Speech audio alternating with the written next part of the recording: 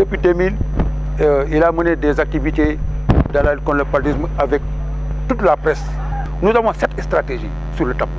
7 stratégies. Stratégie numéro 1, c'est les comités villageois de salubrité. Parce qu'il faut lutter contre le vecteur en matière de lutte contre le paludisme.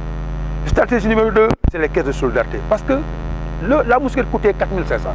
Et en ce moment, nous avons dit qu'il faut qu'on organise les comités pour qu'ils cotisent pour s'acheter, pour s'approprier la moustiquaire. Il y a une activité après Club FRP, Club faire reculer le paludisme dans les écoles, qu'on a instauré dans les écoles pour faire reculer le paludisme. Et il y a la carte vacancière dans ces clubs FRP. Parce que les enfants qui prenaient les vacances partaient dans des zones où il y avait des cartes palues, l'instance était trop élevée. Mais on leur donnait des cartes vacancières avec un message et une moustiquaire. Et quand ils arrivent dans la maison d'accueil, ils disent « Ah, tonton, tuteur, cette année, je suis venu, quand j'ai quitté mon village, j'avais le palu. Aujourd'hui, j'ai ma moustiquaire. Je veux aussi que mes cousins, mes frères dorment sous moustiquaire pour qu'on n'ait pas le palu pendant les vacances. » Ça, c'est le message de la carte. Il y a aussi le conseil de village. Et nous préparons un grand conseil de village qui va regrouper 200 personnes, 83 villages. Le conseil de village, c'est quoi?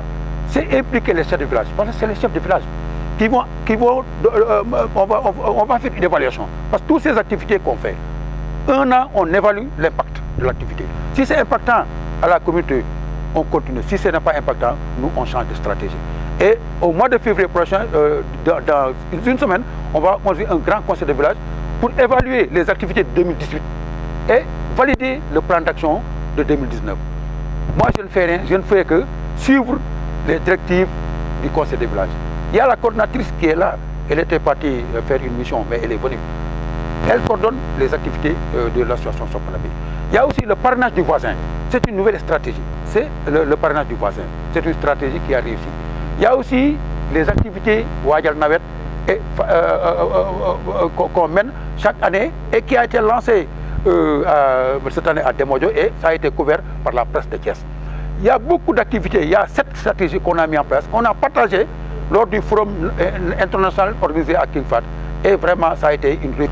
Et si aujourd'hui, cette destination, je l'ai pris, on me l'a donné, si j'étais à Thiénaba, dans un coin, en train de faire le travail, sans la presse, je n'aurais pas cette distinction.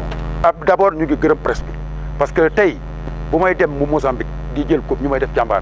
Parce que la presse est venue à Thiénaba, di xool li may def di ko relayer di ko bind di ko wax ci télé yi ak ci rajo yi stratégie nag juróom-ñaar lañu ñu ngi ne ci tableau ba may seen stratégie mooy set setal bi mooy conseil de village yi ak chef de village yi mooy club FRP dans les écoles mooy parrainage du voisin maa dëkkandoo parce que yoon saasam dafa bëggoon dëkkandoo dem na ba ñu defalee dëkkandoo day doon morom dëkkandoom moo tax ñu def ko léegi maison kër gii danaan kër gee moom lay topp ren at ñëpp day set dañuy takk moustiquaire ku seen tàng da ngay dem dispensaire kër gee ñëw ci kër gi def loolu la même chose kon yow sa kër doo ko toppatoo kër gee ngay toppatoo bu ñëpp defe noonu gox bi duñu am sibbiru dëkk bi du am sibbiru commune bi du am sibbiru région bi du am sibbiru mais Sénégal dootu am sibbiru kon liñ ne pré-élimination 2030 c'est possible nañ jàpp stratégie loolu après aussi ñu def ay caravane set setal caravane fàttali bu nawet jotee ñu fàttali ñëpp changement de comportement parce que lan mooy problème dëgg mooy nit ñi dañoo xamuloon bu ñu xamee rek changer comportement mën nañ fi jël sibbiru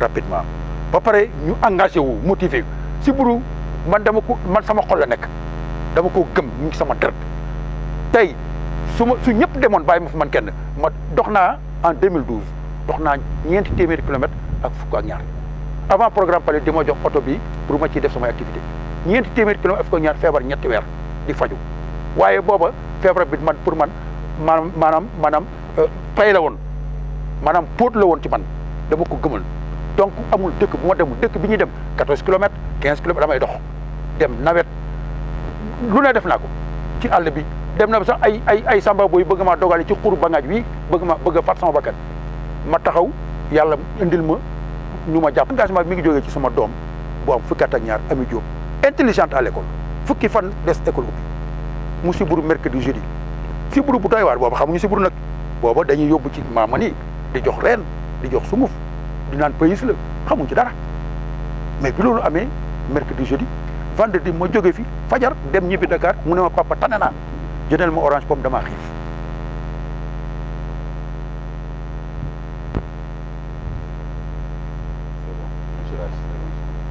alors bi loolu amee bi ma egg sa Dakar rek ma jënd pomme ak orange def sama mbuus def sama sac di xaar ñëw jox ko pomme ak orange ndekete yow man su ma ñëwee néew laay fekk dama ñëw di jubali morgue ba fekk mu tëdd tray bu rafet jekk rafet karawuñu coupe 2 heures laa julli jumaay Blanchot